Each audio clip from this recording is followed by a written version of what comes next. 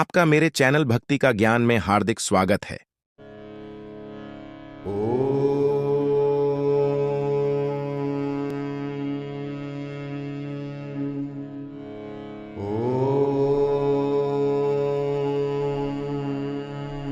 ओम, जिसमें समस्त ब्रह्मांड समाया हुआ है। ओम, जो हिंदुओं का सर्वाधिक पवित्र शब्द तथा ईश्वर का वाचक है। ओम या ओंकार का नामांतर प्रणव है। ओम के उच्चारण उसकी ध्वनि से वातावरण शुद्ध हो जाता है, सकारात्मक ऊर्जा का निर्माण होता है, पवित्र वातावरण का अनुभव होता है। ओम मंत्र जाप से हम ध्यान की स्थिति में पहुंच जाते हैं, जो हमें असीम शक्ति प्रदान करती है। ओम का क्या अर्थ है जानते हैं इस वीडियो के माध्यम से।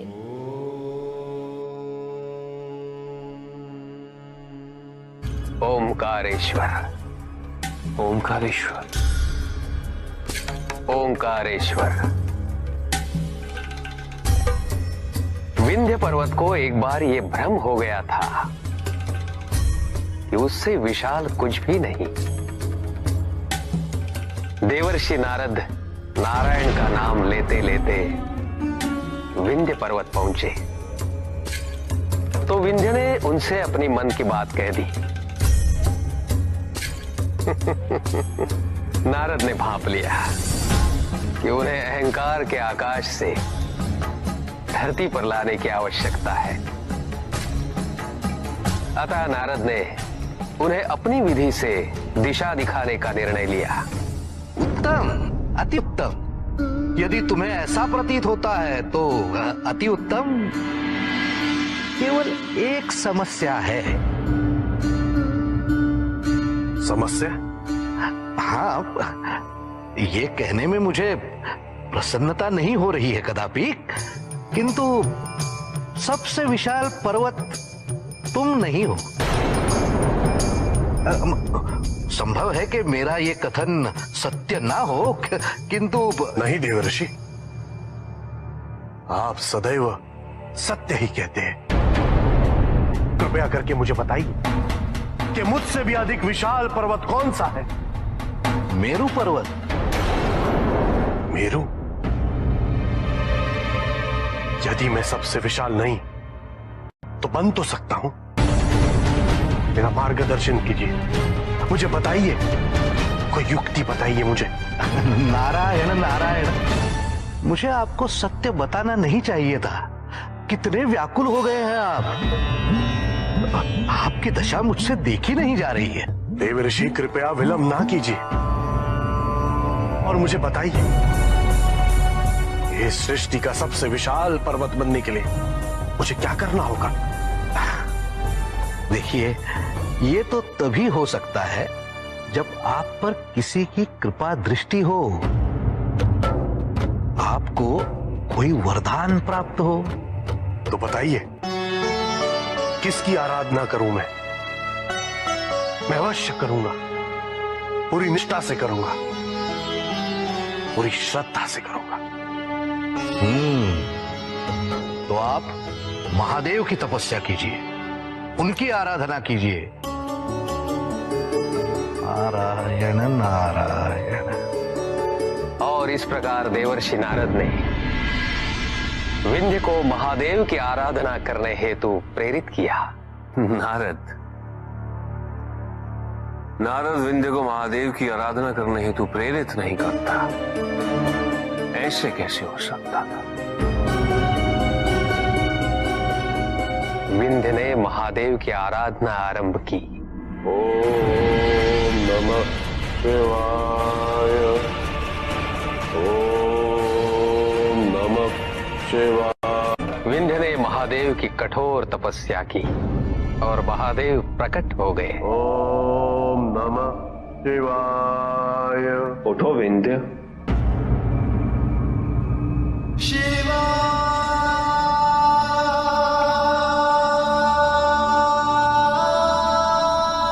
प्रभु,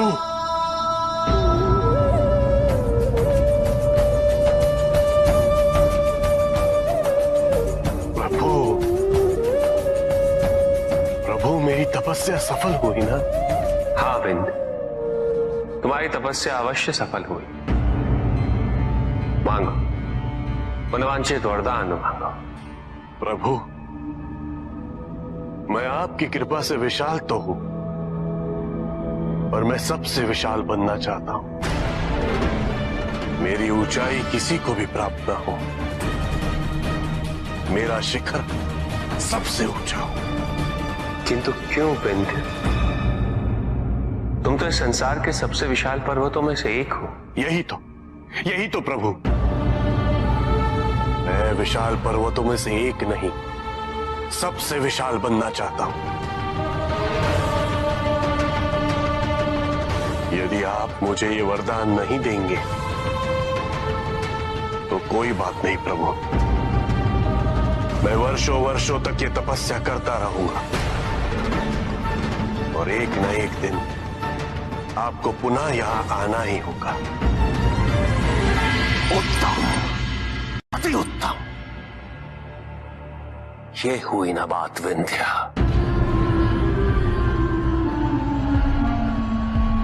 उसके बाद क्या हुआ ऋषि प्रहलाद? उचित है विंध्य, तुम कितने विशाल होना चाहते हो? मैंने कहा ना प्रभु, सबसे विशाल।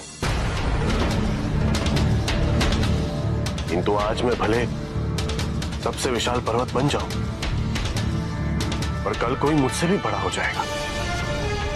प्रभु, आप मुझे ये वरदान दीजिए कि मैं अपनी इच्छा अनुसार अपनी विशालता बढ़ा सकूं, उसकी कोई सीमा ना हो। उचित है विंध्य, मैं तुम्हें तुम्हारा मनोवांछित वरदान अवश्य दूंगा। किंतु मेरा एक कथन स्मरण रखना, इस सृष्टि में सबके आकार का अपना महत्व होता है, अपनी उपयोगिता होती है। तुम्हें सुनिश्चित करना होगा विंध्य कि तुम्हारे किसी भी कृत्य से इस संसार के समक्ष कोई समस्या उत्पन्न ना हो। अवश्य प्रभु। इस संसार में एक पर्वत की विशालता से कोई संकट कैसे आ सकता है प्रभु? प्रभु, वरदान देने में अब विलंब ना कीजिए। अवश्य विंध्य, जैसी तुम्हारी इच्छा। तथास्तु।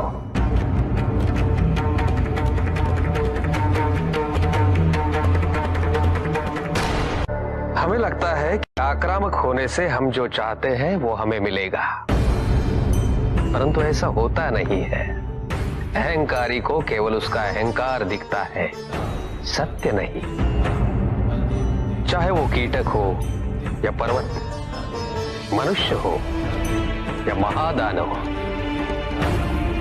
उसकी चेतना की विशालता का उसकी शरीर की विशालता से कोई संबंध नहीं होता। विंध्य पर्वत ये समझ नहीं पाया, वो विशाल होता गया।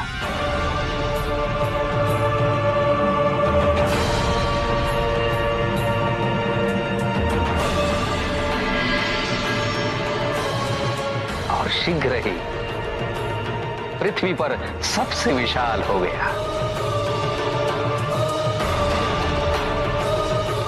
किंतु उसके मन में आया कि कहीं दूसरी ओर मेरू पर्वत भी वरदान पाकर बड़ा हो गया तो फिर वो और विशाल होता चला गया।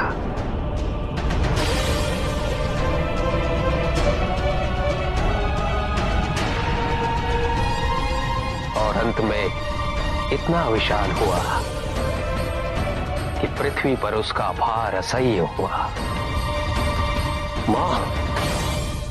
मां पर फिर मां ने क्या किया?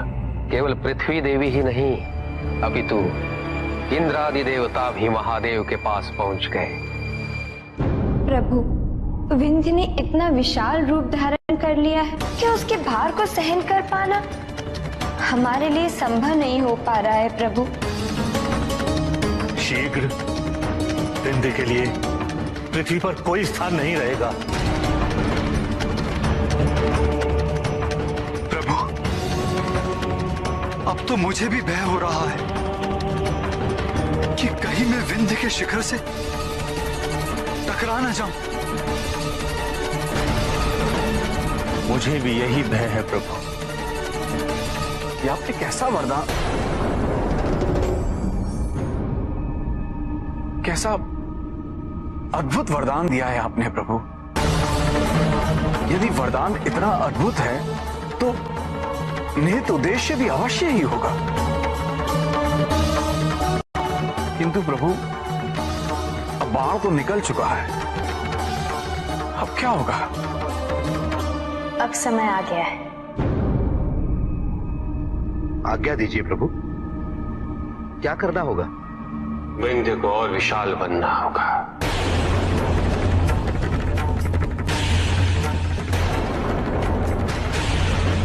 किंतु देवराज, जो बाण निकल चुका है उसे वापस खींचा नहीं जा सकता, किंतु फिर भी दिशा तो दी जा सकती है।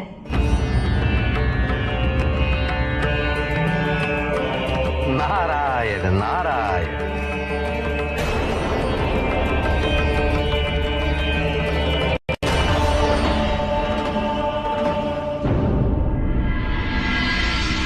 अद्भुत। बन गया ना सबसे विशाल। हाँ हाँ, विशाल तो अवश्य, किंतु सबसे विशाल कहना उचित होगा या नहीं, ये तो क्यों? मुझसे अधिक विशाल कौन है इस पृथ्वी पर? विंध्य, अब तुम केवल पृथ्वी पर नहीं रहे, तुम्हारी विशालता आकाश तक पहुंच गई है। इसलिए तुलना के मापदंड परिवर्तित हो गए हैं। अब केवल पृथ्वी को मत देखो, देखो तो इन ग्रह नक्षत्रों को देखो, वो तो तुमसे विशाल हैं। और फिर त्रिदेव, त्रिदेव तो, और त्रिदेवों में महादेव। सब कहते हैं कि महादेव से विशाल कुछ भी नहीं है। उचित कहते हैं आप देवर्षि, मैंने तो इस पर विचार ही नहीं किया था। मुझे सबसे बड़ा होना है, महादेव से भी विशाल।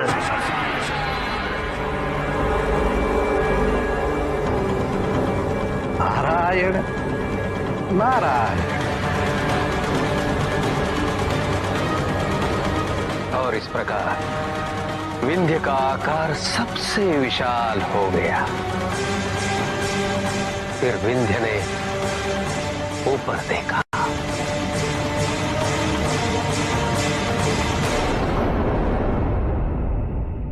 मुझसे भी ऊपर ये क्या दिख रहा है?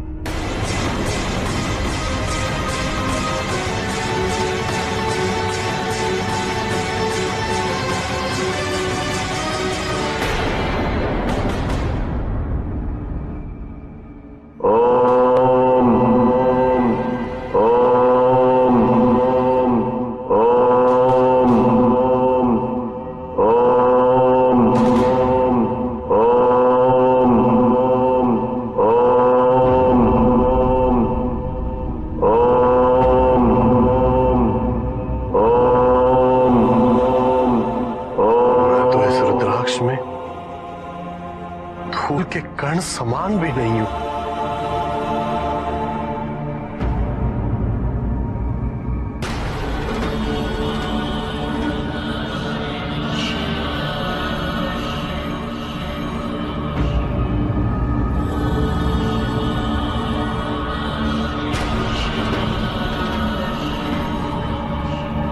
प्रभु,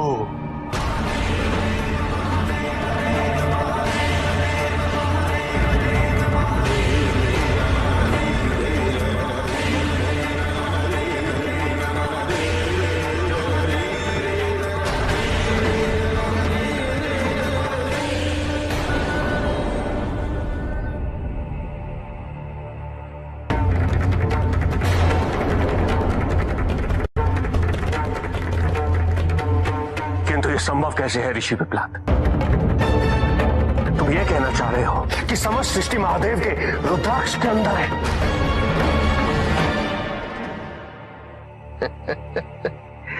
ये तो मैं नहीं जानता, मैं वहां कभी गया ही नहीं। ऋषि पिपलाद, तुम ये कहना चाह रहे हो कि त्रिदेवों में महादेव सबसे विशाल है? आप अभी भी नहीं समझ रहे हैं लोहितांग, है ना? आप अभी भी ब्रह्मदेव, नारायण और महादेव में भिन्नता ढूंढ रहे हैं।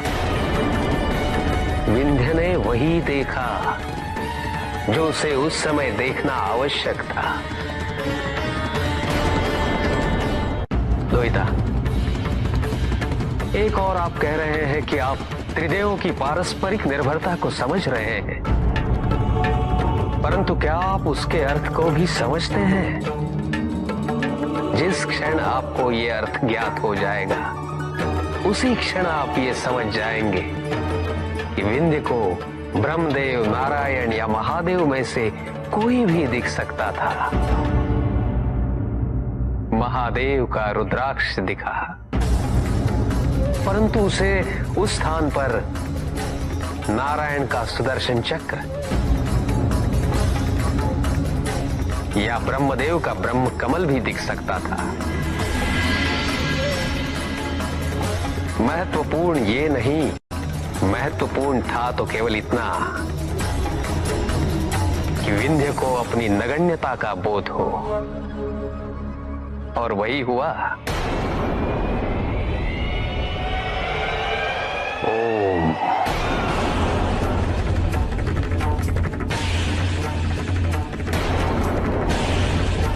प्रभु,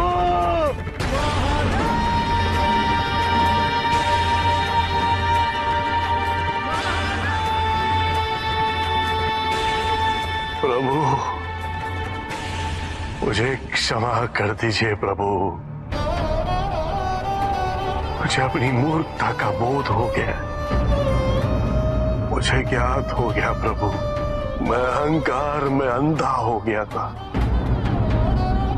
मुझसे ये वरदान वापस ले लीजिए प्रभु, वापस ले लीजिए प्रभु।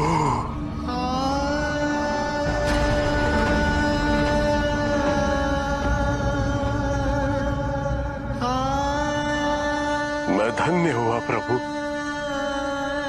आपने मुझ जैसे भ्रमित को दिशा प्रदान की। मैं धन्य हूं। विंध्य, सुख आंतरिक होता है, संतोष आंतरिक होता है।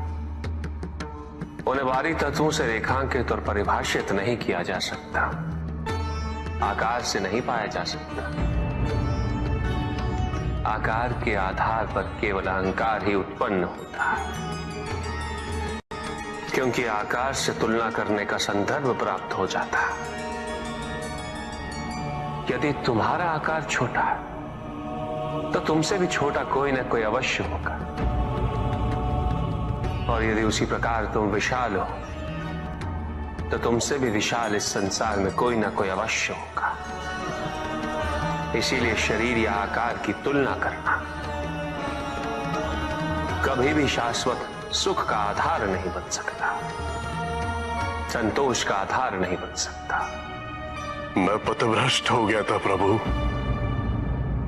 केवल अब सत्य जान रहा हूं। प्रभु, ऐसी दिशा दिखाइए कि पुनः कभी मैं भ्रमित ना हूं। क्या यह संभव है प्रभु? तुम्हारे प्रश्न का उत्तर है ओम।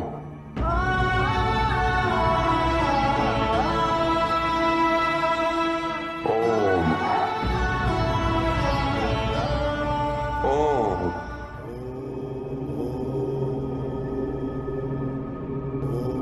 ये क्या था प्रभु? मुझे सर्वत्र ओम की ध्वनि गुंजायमान होती प्रतीत हो रही है। मुझे ओम के अर्थ से अवगत कीजिए प्रभु। हम सब कहते हैं ओम नमः शिवाय, ओम ब्रह्मणे नमः, ओम विष्णवे नमः। इनमें ओम क्या है प्रभु? मुझे इसका अर्थ समझाइए। ओम का शब्दार्थ नहीं, क्योंकि वस्तुतः ओम शब्द ही नहीं, शब्द सृष्टि में और सृष्टि से बने, और ये वही बता सकते हैं जो सृष्टि में है, किंतु समस्त सृष्टि ओम में है। इसलिए ओम शब्दातीत है, इसका अर्थ जाना नहीं जा सकता, केवल अनुभव किया जा सकता है। और ओम का अनुभव तभी होगा जब व्यक्ति के मन में कोई विचार, कोई इच्छा, कोई स्वप्न हो, कोई अपेक्षा ना, मन पूर्णता शांत हो। स्मरण रहे विंध्य, ओम का निर्माण नहीं किया जा सकता, न किया गया है, क्योंकि सृष्टि की निर्मिति ही ओम से हुई है। प्रभु क्षमा करें, किंतु सृष्टि के आरंभ में तो केवल त्रिदेव थे। त्रिदेव और ओम पृथक नहीं है, अपितु ओम का उच्चार हम तीनों का उच्चार है। ओम के उच्चार से सभी त्रुटियां, मानसिक विकृतियां, हर बंधन का अंत हो सकता है।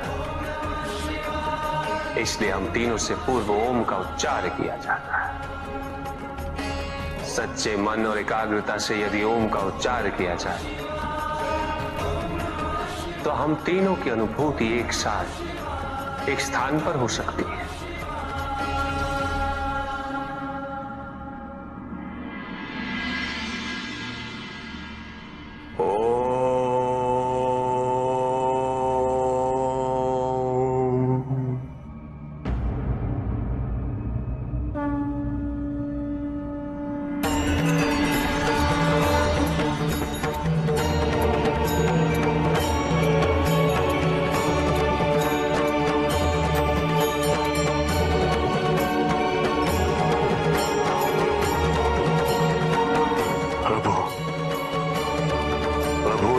कृपा कर दीजिए।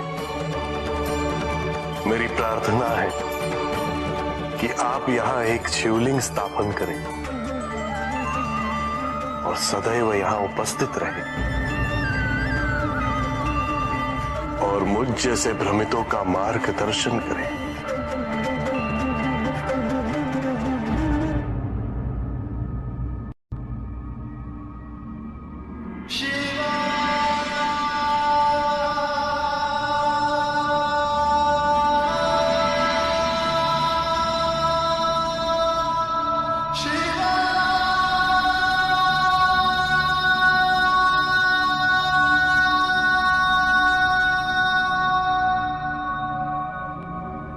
इस लिंग को ओंकारेश्वर के नाम से जाना जाएगा।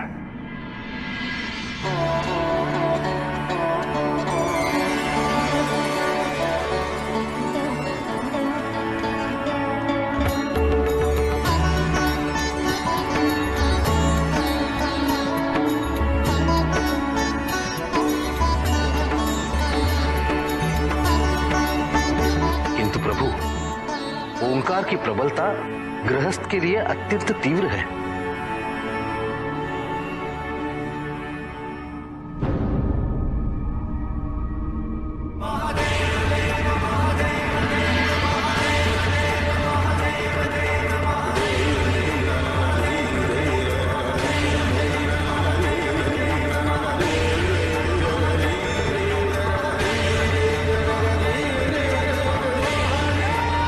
शिवलिंग से प्रकट हुए इस लिंग को अमलेश्वर के नाम से जाना जाएगा और ये दोनों एक दूसरे को संतुलित रखेंगे और जो भी यहां आएंगे उनकी ऊर्जाएं भी इन दोनों लिंगों के दर्शन से संतुलित होंगी। अगर आपको ये वीडियो अच्छी लगी हो तो लाइक करें और शेयर करें और मेरे चैनल भक्ति का ज्ञान को सब्सक्राइब करें। आपका धन्यवाद।